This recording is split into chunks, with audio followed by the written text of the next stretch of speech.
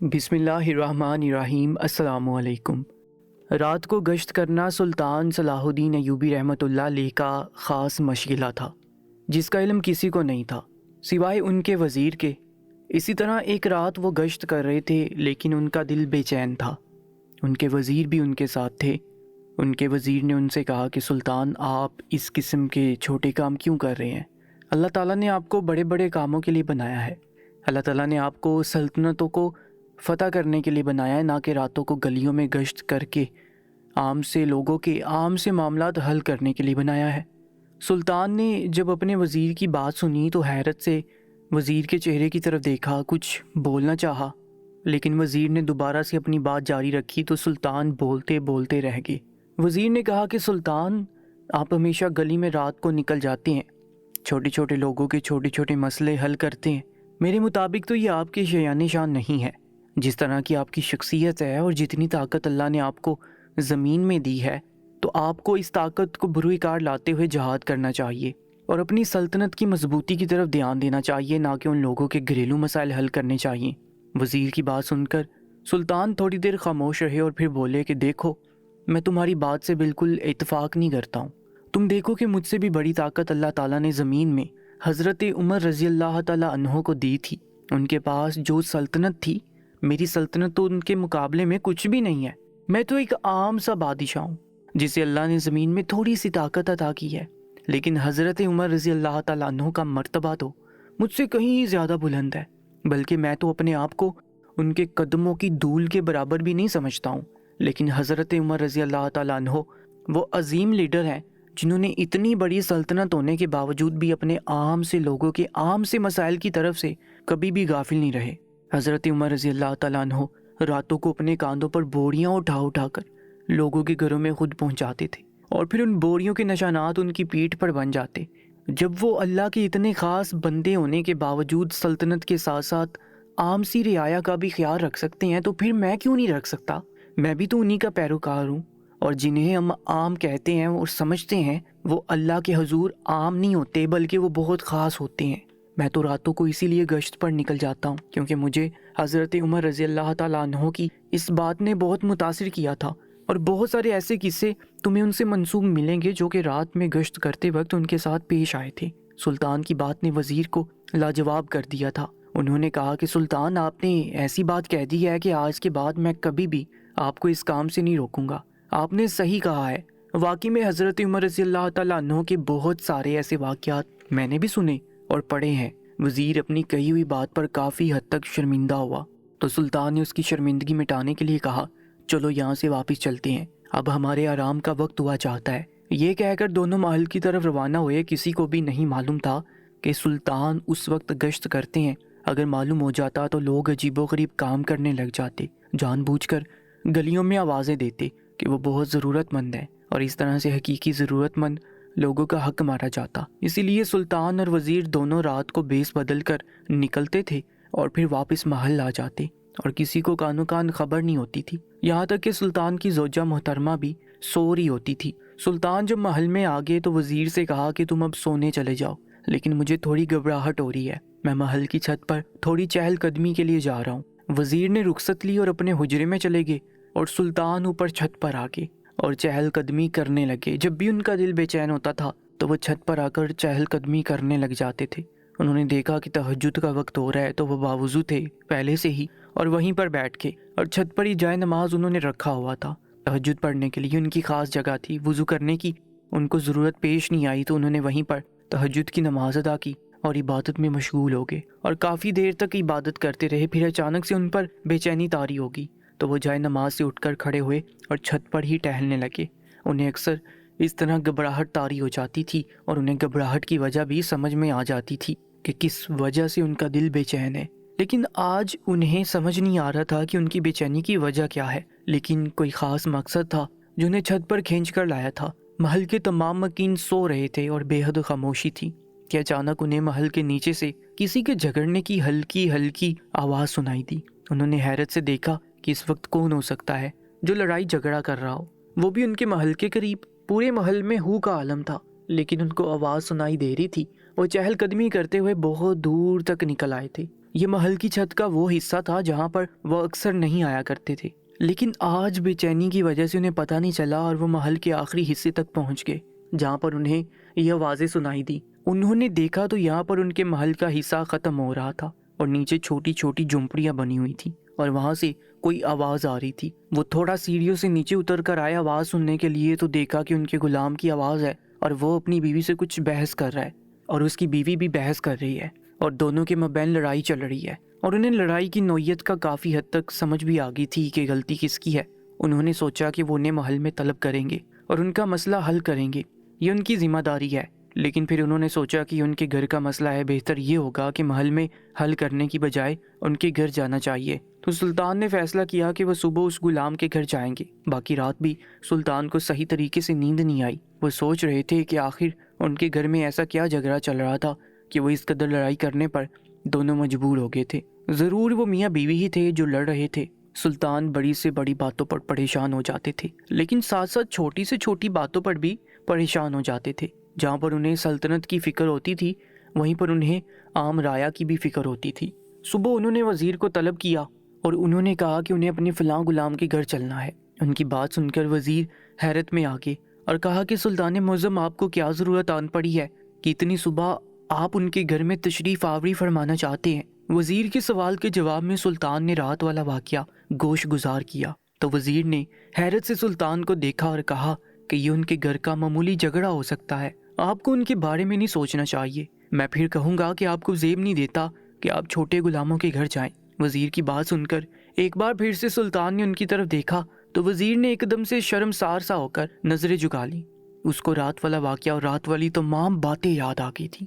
سلطان نے کہا کہ مجھے معلوم ہے کہ کسی کے گھر میں دخل اندازی نہیں کرنی چاہیے، لیکن میں نے اس عورت کی کچھ باتیں سنی ہیں اور ان کو سننے کے بعد یہ مجھ پر لازم ہو گیا ہے کہ میں اس عورت کے پاس جاؤں اور اس سے اس کا مسئلہ دریافت کروں، کیونکہ اب وہ عورت میری ذمہ داری ہے۔ وہ جو بھی ہے بس مجھے معلوم ہے کہ مصیبت میں ہے، پریشان ہے اور مجھے اس کی مدد کرنی ہے، کیونکہ میں نے اس کی باتیں سننی ہے۔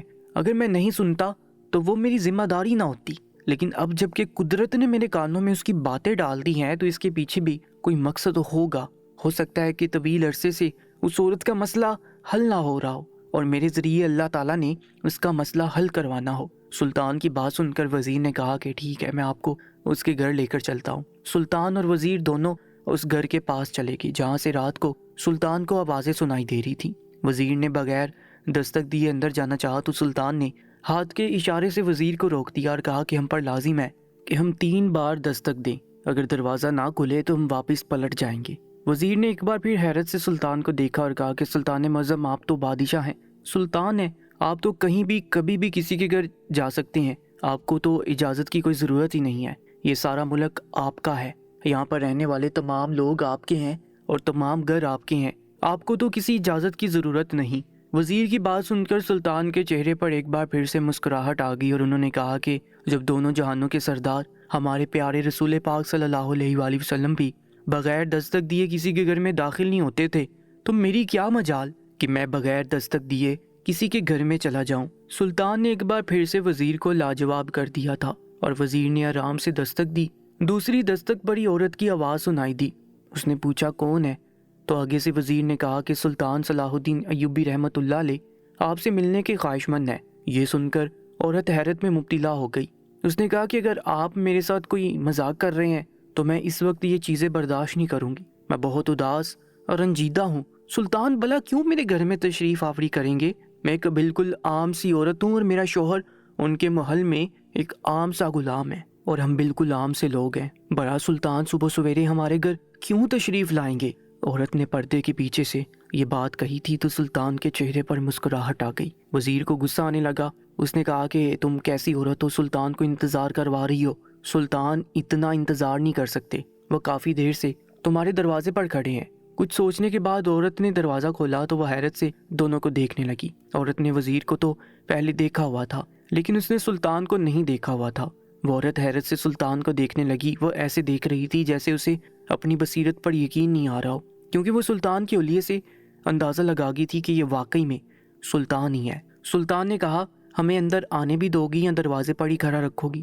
سلطان کی بات سن کر عورت ہوش میں آئی اور کہا کہ جی آپ اندر آئیے، اصل میں مجھے یقین نہیں آ رہا تھا، مجھے لگ رہا تھا کہ کوئی میرے ساتھ مذاق کر رہا ہے آپ کا نام لے کے، لیکن جب وزیر کو آپ کے ساتھ دیکھا تو مجھے اب یقین آ گیا ہے کہ بے شک آپ سلطان معظم ہی ہیں۔ لیکن عورت تھوڑا سا پریشان ہوئی۔ سلطان نے پریشانی کی وجہ پوچھی تو عورت نے کہا کہ اصل میں میرا چھوٹا سا گھر ہے اور یہاں پر بیٹھنے کی بھی عجیب و غریب سی جگہ ہیں، اور یہ گھر آپ کے شایان شان نہیں ہے، تو آپ کو اندر لاتے ہوئے مجھے تھوڑی شرمندگی محسوس ہو رہی ہے۔ کہاں تو آپ اس سرزمین کے سلطان اور کہاں میرا چھوٹا سا گھر۔ سلطان نے کہا کہ گھر بڑا ہو یا چھوٹا ہونے سے فرق نہیں پڑتا، انسان کا دل بڑا ہونا چاہیے۔ سلطان اس عورت کے گھر میں آگے اور کہا کہ میں آج تمہارا مسئلہ حل کرنے ہی آیا ہوں۔ سلطان کی بات سن کر وہ عورت حیرت میں مبتلا ہوگی اور کہا کہ آپ کو کیسے پتا کہ میں اس وقت بہت بڑے مسئلے سے دو چار ہوں؟ سلطان نے کہا کہ بس مجھے تمہاری مدد کے لیے سمجھو بھیجا گیا ہے۔ سلطان کی بات سن کر اس عورت کی آنکھوں میں جیسے ایک چمک آ گئی تھی۔ اس کو دیکھ کر لگ رہا تھا کہ وہ حقیقت میں کسی غیبی مدد کی منتظر تھی۔ سلطان نے اس عورت سے پوچھا کہ تمہارا شوہر کہاں ہے؟ عورت نے کہا کہ وہ تو صبح صبح ہی آپ کے محل کی طرف چلا جاتا ہے، رات کو دیر سے آتا ہے۔ پھر سلطان نے اس عورت سے کہا کہ چلو ٹھیک ہے، تم اپنا مسئلہ بتاؤ کہ تمہارے ساتھ کیا مسئلہ ہے۔ کافی حد تک تو میں سمجھ گیا ہوں، لیکن میں مکمل مسئلہ سننے کے لیے یہاں آیا ہوں تاکہ اس کا کوئی حل نکال سکوں۔ تو اس عورت نے وزیر کی طرف دیکھا۔ سلطان اس عورت کی نظروں کا سوال سمجھتے ہوئے وزیر سے مخاطب ہوئے اور اس سے کہا کہ تم اب بھی باہر چلے جاؤ، مجھے اس عورت سے اکیلے میں کوئی بات کرنی ہے۔ تو وزیر باہر چلے گئے اور سلطان اور وہ عورت گھر میں تھے۔ اس عورت نے جلدی جلدی اپنا تمام معاملہ سلطان کے گوش گزار کیا تو سلطان نے سمجھنے والے انداز میں سر کو اسبات میں جنبش دی۔ پھر وزیر کو اندر بلا کر کہا کہ محل جاؤ اور اس کے شوہر کو یہاں لے کر آؤ۔ سلطان کے حکم کی تعمیل کرتے ہوئے وزیر محل میں گئے اور اس غلام کو تلاش کرنے لگے جس کے گھر میں اس وقت سلطان بیٹھے ہوئے تھے، اور کسی کو اس بات کی کانوں کان خبر نہیں تھی کہ سلطان اس وقت کہاں ہے۔ بڑی مشکل سے وزیر کو وہ غلام ملا تھا اور وزیر نے اس غلام کے کان میں کہا کہ سلطان تمہارے گھر میں تشریف آوری کیے ہوئے ہیں اور تمہیں طلب کیا ہے۔ یہ سن کر وہ غلام حیرت میں مبتلا ہو گیا اور فوراً سے بیشتر دوڑتا ہوا اپنے گھر کی جانب آیا، اور اس کے چہرے پر ایک خوشی تھی کہ اس کے غریب خانے میں سلطان معظم تشریف لائے ہوئے ہیں۔ جیسے اس غلام نے سلطان کو اپنے گھر میں دیکھا تو فوراً سے ان کا ہاتھ پکڑ کر ان کے ہاتھ پر بوسہ دیا اور اس کو اپنی خوش قسمتی سمجھتے ہوئے بہت ہی خوشی کا اظہار کیا۔ غلام نے کہا کہ میں تو کبھی سوچ بھی نہیں سکتا تھا کہ میرے غریب خانے میں کبھی آپ کی آمد بھی ہو سکتی ہے۔ آج سورج لگتا ہے کہیں اور سے طلوع ہوا ہے اور سیدھا میرے گھر میں تشریف لایا ہے اور میرے گھر میں روشنی ہوگی ہے۔ غلام اس قدر خوش تھا کہ اس سے اس کی خوشی سنبھالی نہیں جا رہی تھی۔ سلطان نے کہا کہ ہم نے تو یہاں آ کر تمہیں خوش کر دیا ہے، لیکن اب تمہاری باری ہے کہ تم ہمیں خوش کرو۔ سلطان کی بات سن کر اس غلام نے کہا کہ ہاں، میں آپ کو خوش کرنے کے لیے تیار ہوں، بتائیں مجھے کیا کرنا ہوگا۔ میرے لیے تو یہ اعزاز کی بات ہے کہ میں آپ کی خوشی کا باعث بنوں۔ سلطان نے کہا کہ ٹھیک ہے، تم ابھی اور اسی وقت میرے سامنے اپنی بیوی کو طلاق دے دو تو میں خوش ہو جاؤں گا۔ سلطان کی بات سن کر غلام تھوڑا پریشان ہوا اور حیرت سے اپنی بیوی کی طرف دیکھا اور پھر سلطان کی طرف دیکھا۔ وہ تقریباً سارا معاملہ سمجھ گیا تھا کہ بیوی نے ساری حقیقت سلطان کو بتا دی ہے، اس لیے سلطان یہ سب کہہ رہے ہیں، لیکن اب غلام کو وہی کرنا تھا جو اس کے سلطان کا حکم تھا۔ غلام نے نظریں جھکاتے ہوئے سلطان سے کہا کہ سلطان معذرت، میں آپ کی بات نہیں مان سکتا، میں اس عورت کو طلاق نہیں دے سکتا۔ غلام کی بات سن کر سلطان کے چہرے پر مسکراہٹ آ گئی۔ انہوں نے کہا کہ ہاں، مجھے معلوم ہے کہ تم اسے طلاق نہیں دے سکتے، مجھے تمہارا جواب پہلے سے معلوم تھا کہ تم یہی کہو گے کہ تم اسے طلاق نہیں دے سکتے کیونکہ تم اسے طلاق بہت پہلے دے چکے ہو۔ سلطان کی بات سن کر وہ غلام شرمسار ہو گیا اور سلطان اپنی جگہ سے کھڑے ہوئے اور کہا کہ دل تو کر رہا ہے کہ تمہیں یہیں پر کھڑے کھڑے سنسار کر دوں۔ جو گناہ تم اتنے عرصے سے اس معصوم اور مظلوم عورت کے ساتھ کرتے آ رہے ہو، لیکن میرا بس نہیں چل رہا کہ تمہیں کیا سزا دوں۔ میں وہ سلطان ہوں جو بہت سی سرزمینوں کو فتح کرتا آ رہا ہے، لیکن میری اپنی سرزمین میں اپنے لوگوں کے ساتھ، خاص کر مظلوم عورتوں کے ساتھ اتنا ظلم ہو رہا ہے، اور یہ ظلم دیکھ کر میرا دل خون کے آنسو رو رہا ہے کہ میں کیسا بادشاہ ہوں، میں کیسا حکمران ہوں کہ میری رعایا کے لوگ اتنی تکلیف سے گزر رہے ہیں، اتنے دکھ سے گزر رہے ہیں اور مجھے کچھ خبر ہی نہیں ہے۔ رات بھر میں بے چین رہا اور بے چینی سے پہلو بدلتا رہا، ٹہلتا رہا چھت پر، اور میں سمجھ رہا تھا کہ میری بے چینی کی یقیناً کوئی وجہ ہے، کیونکہ مجھے جب بھی بے چینی ہوتی ہے وہ بلا وجہ کی نہیں ہوتی۔ قدرت نے میرے ہاتھوں کوئی کام کروانا ہوتا ہے، تبھی وہ مجھے اس طرح سے بے چین کر دیتا ہے، اور اسی بے چینی میں میں تمہارے گھر کے قریب آ گیا، اور رات جو کچھ بھی تم لوگوں کے مابین گفتگو ہوئی ان میں سے آدھی گفتگو تو میں نے سن لی، اور میں سمجھ گیا کہ عورت بہت مصیبت میں ہے، تو اسی لیے صبح سویرے اس کے پاس آ گیا تھا کہ میں اسے مکمل حال جان سکوں۔ تو اس نے مجھے بتایا کہ تم بہت عرصہ پہلے اس کو طلاق دے چکے ہو، لیکن اس کے باوجود بھی اسے ساتھ رکھا ہوا ہے، اور اس کے باوجود بھی طلاق والی بات سے مکر کر اس کے جسم کے ساتھ روزانہ تم بدفعلی کرتے ہو۔ تم لوگوں کی خاطر میں اتنی محنت کرتا ہوں، مشقت کرتا ہوں کہ تم لوگ غلامی سے آزاد ہو جاؤ، اور اپنے مذہب پر بہت ہی اچھے طریقے سے عمل پیرا ہو کر یہ سب کرنے کے لیے میں تم لوگوں کو آزاد کرواتا پھر رہا ہوں۔ میں تو چاہتا ہوں کہ مسلمان اپنی سرزمین پر نیکیاں کریں، وہ سب کرے جن کا کرنے کا اللہ نے انہیں حکم دیا ہے، اور غیر مسلموں کے ہوتے ہوئے مسلمانوں پر ہمیشہ مظالم ڈھائے گئے ہیں، اور ان کو ان کے دین پر چلنے بھی نہیں دیا جاتا تھا۔ تم لوگوں کی وجہ سے ہی میں نے یہ سب محنت کی، اور میری ہی سرزمین میں اس قدر غلیظ کام کرنے کی تمہیں کس نے اجازت دی ہے؟ صبح میں نے اس عورت کی رداد سنی تو مجھے بہت رونا آ رہا تھا کہ اس بیچاری پر تم کتنا ظلم کر رہے ہو۔ اس کے تو آگے پیچھے بھی کوئی نہیں ہے، نہ اس کے ماں باپ ہیں، نہ اس کا کوئی بھائی ہے، نہ اس کا گھر ہے، اور نہ ہی اس کے پاس کوئی ٹھکانہ ہے۔ یہاں سے نکل کر یہ کہاں جائیں؟ کہیں جائیں گی تو بھوکی مر جائیں گی، اور تم اسے میرے پاس بھی آنے سے روک رہے ہو۔ یہ میرے پاس آ کر انصاف طلب کرنا چاہتی تھی، لیکن تم نے اسے اس کام سے بھی روک دیا۔ تم نے کہا کہ اگر یہ میرے پاس فریاد لے کر آئی تو تم اس کے بچوں کو جان سے مار دو گے۔ کس قدر ظالم اور سفاک انسان ہو! میں تو حیران ہوں کہ تم میرے غلاموں میں سے ہو۔ میں تو اپنے غلاموں کو بھی چھان بین کر کے دیکھتا ہوں کہ کون کیسا ہے، تم پر میری نظر کیوں نہیں پڑی آج تک؟ سلطان بہت افسوس سے بولے جا رہے تھے۔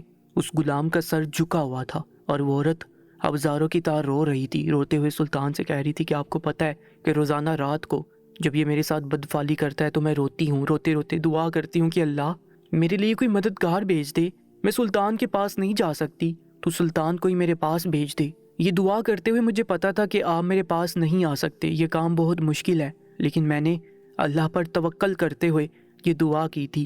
اور جب صبح وزیر نے کہا کہ آپ یہاں پر تشریف آوری کے لیے آئے ہوئے ہیں تو مجھے فوراً سے یقین تو آ گیا تھا، لیکن میں اس وقت رو رہی تھی، اللہ کی قدرت پہ حیران تھی کہ کتنی جلدی میرے رب نے آپ کو میری دہلیز پر بھیج دیا تھا میری مدد کرنے کے لیے، اور میں اتنی دیر سے اپنے آنسو پونچھ رہی تھی اور اپنے آپ کو صحیح کرنے کی کوشش کر رہی تھی تاکہ میں آپ سے ٹھیک طریقے سے بات کر سکوں اور آپ کو اپنا مسئلہ بتا سکوں۔ میں اپنے اندر ہمت جمع کر رہی تھی آپ کا سامنا کرنے کے لیے، ورنہ یقین تو مجھے اسی وقت آ گیا تھا، کیونکہ جتنی دعائیں میں نے کی تھیں مجھے یقین تھا کہ میری مدد ضرور کی جائے گی۔ سلطان نے غلام سے کہا کہ فوراً سے اس کو آزاد کرو، اور عورت سے کہا کہ تم اپنا بوریا بستر اٹھاؤ، میرے ساتھ چلو۔ اور سلطان خود اس عورت کو اپنے ساتھ محل میں لے کر آئے اور کہا کہ کون سا میرا بہت اچھا غلام ہے جو بہت نیک ہو، بہت ہی پرہیزگار ہو، اور اس عورت سے نکاح کرنے کے لیے راضی ہو۔ سلطان کا اتنا کہنا تھا کہ بہت سارے غلام اس عورت کو اپنانے کے لیے کھڑے ہو گئے جو واقعی میں نیک تھے۔ سلطان نے کہا کہ ٹھیک ہے، یہ عورت پہلے اپنی عدت صحیح طریقے سے پوری کر لے، اس کے بعد اس کا نکاح کسی نیک غلام سے کر دیا جائے گا۔ اور یہ بات سن کر وہ عورت کہنے لگی کہ نہیں سلطان، مجھے اب شادی نہیں کرنی ہے، مجھے اب بس آپ کے محل میں آپ کی زوجہ کی غلامی کرنی ہے اور آپ کی خدمت کرنی ہے۔ میرا ہر چیز سے دل اٹھ چکا ہے، اور میرے بچے بھی ہیں، اور میں اپنے بچوں کو محل میں لانا چاہتی ہوں، ان کو بھی آپ کی خدمت میں مامور کرنا چاہتی ہوں، لیکن میں اب نکاح نہیں کرنا چاہتی۔ میں اپنے بچوں کی اچھی پرورش کرنا چاہتی ہوں، اور میں چاہتی ہوں کہ میرے بچے آپ کی فوج میں شمولیت اختیار کریں۔ میں انہیں آپ کی طرح بہادر بنانا چاہتی ہوں اور انصاف پسند بنانا چاہتی ہوں۔ میں نہیں چاہتی کہ میرے بچے اپنے باپ کے جیسے بنیں اور اس کے نقش قدم پر چلیں۔ اس عورت کی بات سن کر سلطان نے کہا کہ ٹھیک ہے، جو تمہاری خواہش ہے میں اسے پورا کیے دیتا ہوں، اور تم پر اپنی مرضی مسلط نہیں کروں گا، لیکن جب بھی اگر تمہارا نکاح کا ارادہ ہو تو مجھ سے کہہ دینا، میں بہتر سے بہترین مرد تمہارے لیے منتخب کروں گا جو تمہارے لائق ہوں گے۔ تم یقیناً ایک نیک عورت ہو، اسی لیے مجھے تمہاری مدد کے لیے بھیجا گیا تھا۔ ایسا کہنے کے بعد سلطان نے کنیز کو طلب کیا اور کہا کہ اسے کنیزوں والے حجرے میں لے کر جائیں، یہ آج سے ان کی زوجہ کی کنیزوں میں شامل ہو جائیں گی، اور اپنے غلام سے کہا کہ اس کے بچے واپس کر دو۔ یقیناً یہ بہت ہی اچھی عورت ہے، اور مجھے یقین ہے کہ یہ اپنے بچوں کی بہت اچھی تربیت کرے گی۔ تم تو اپنے بچوں کو مارنے کی بات کر رہے تھے، میں حیران ہوں کہ اللہ نے تمہیں اولاد جیسی نعمت سے نوازا ہے اور اتنی اچھی بیوی تمہیں عطا کی ہے، لیکن افسوس تم نے نہ اولاد کی قدر کی نہ اتنی اچھی بیوی کی قدر کی۔ غلام بہت شرمندہ تھا اور زاروں کی طرح رو رہا تھا اور کہنے لگا، سلطان مجھے جو سزا دینی ہے سزا دیتی، میں ہر سزا کے لیے تیار ہوں۔ مجھے بہت برا محسوس ہو رہا ہے کہ میں آپ کی نظروں میں گر گیا ہوں، میں ایسا کبھی بھی نہیں چاہتا تھا۔ سلطان نے کہا کہ تم میری نظروں کی فکر مت کرو، بس اپنے رب کی بارگاہ میں اپنا مرتبہ بلند کرنے کی کوشش کرو۔ سب سے پہلے تو اپنی سابقہ بیوی سے معافی مانگو اس گناہ کی، اس ظلم کی جو تم نے اس کے ساتھ کیا ہے، اور اس کے بعد اللہ سے معافی مانگو، ہو سکتا ہے اللہ تمہیں معاف کر دے۔ اس کے بعد وہ عورت اسی محل میں رہی اور اس نے اپنے بچوں کی بھی بہت اچھی تربیت کی، اور کچھ عرصے بعد سلطان نے اس کی ہر فرمائش پر اس کا نکاح ایک نیک شخص سے کر دیا، اور وہ غلام جو گناہ کے راستے پر تھا اس نے بھی گناہ کا راستہ چھوڑ دیا اور اپنے آپ کو بدلنے کی بھرپور کوشش کی۔ دوستو، سلطان کی زندگی ایسے چھوٹے چھوٹے واقعات سے بڑی پڑی ہے، اور ہم آپ کو اپنے چینل کے توسل سے اس قسم کی کہانیاں سناتے رہیں گے جو حقیقت پر مبنی ہوتی ہیں۔ ہماری کہانیاں سے آپ کو سبق بھی حاصل ہوگا اور بہت ساری معلوماتی باتیں بھی آپ تک پہنچیں گی۔ تو مزید سلطان سے جڑی ہوئی اس قسم کی حقیقت پر مبنی کہانیاں سننے کے لیے ہمارے چینل کو سبسکرائب کر کے ساتھ موجود بیل آئکن پر بھی کلک کر لیجیے گا، تاکہ ہماری تمام نئی کہانیاں آپ کو بر وقت ملتی رہیں۔